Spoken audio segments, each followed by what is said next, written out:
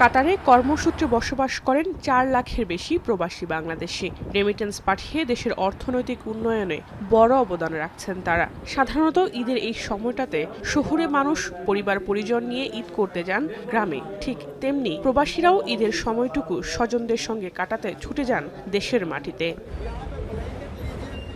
দেশে থাকা পরিবার পরিজনের সঙ্গে ঈদের আনন্দ ভাগাভাগি ও ঈদ উদযাপন করতে প্রতিদিনই বাংলাদেশি ট্রাভেল এজেন্সিগুলোতে বিমান টিকিটের জন্য ভিড় করছেন প্রবাসীরা। যদিও ঈদ উপলক্ষে টিকিটের বাড়তি দাম নিয়ে হতাশ তারা। আসলে টিকিটের যে মূল্য আমাদের দেশে যাওয়াটা আমাদের জন্য দূর হয়ে যাচ্ছে। আর আমি আজকে যে টিকিটটা নিলাম, আমাদের টিকিটটা বাংলাদেশি টাকা 1 লক্ষ টাকার উপর পড়েছে। প্রবাসী হিসেবে সরকারের কাছে একটা আবেদন জানাই যে ঈদের পূর্বে মুহূর্তে বিমানের টিকিট মূল্য যাতে সিন্ডিকেট মুক্ত হয় এবং খুবই রিজনেবল প্রাইসের মধ্যে হয়। ডিস্টেন্স এতটা বেশি না বাংলাদেশ আর কাতার অনুযায়ী, কিন্তু ওই তুলনায় আমরা টিকিট প্রাইসটা অনেক বেশি পাচ্ছি। সো আমি এটাই বলবো সরকারকে যাতে ওই টিকিটিং দিকে একটু নজরদার করে।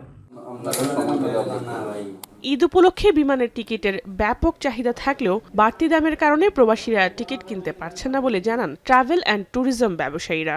কুরবানি ঈদের উপলক্ষে বাংলাদেশের ট্রাভেল এজেন্সিগুলোতে মানুষদের উচ্চ পড়া ভিড়, অনেক মানুষ আসতেছে এবং কি দেখতেছে টিকিটের ফেয়ার, কিন্তু টিকিটের দাম অনেক বেশি হওয়ার কারণে সবাই কাঙ্ক্ষিতভাবে টিকিট নিতে পারতেছে না।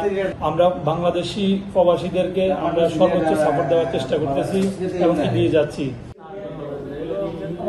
ঈদের আনন্দময় সময়টুকু আত্মীয় স্বজনের সঙ্গে ভাগাভাগি করতে প্রবাসীদের মধ্যে দেখা যায় দেশে ফেরার হিড়িক। তবে ঠিক এই সময়টিতে বিমান বাংলাদেশ এয়ারলাইন্সের টিকিটের দাম প্রায় দ্বিগুণ বেড়ে যায়। এরপরও দেশের টানে সবকিছু উপেক্ষা করে ছুটে যাচ্ছেন প্রবাসীরা। এখন কাতার। কালার এক্সপার্ট, জর্জ স্যাপ এবং মাইল্ড অন হ্যান্ডস টেকনোলজি সমৃদ্ধ অরিক্স ক্রিস্টাল ওয়াশ আপনার লন্ড্রি এক্সপার্ট।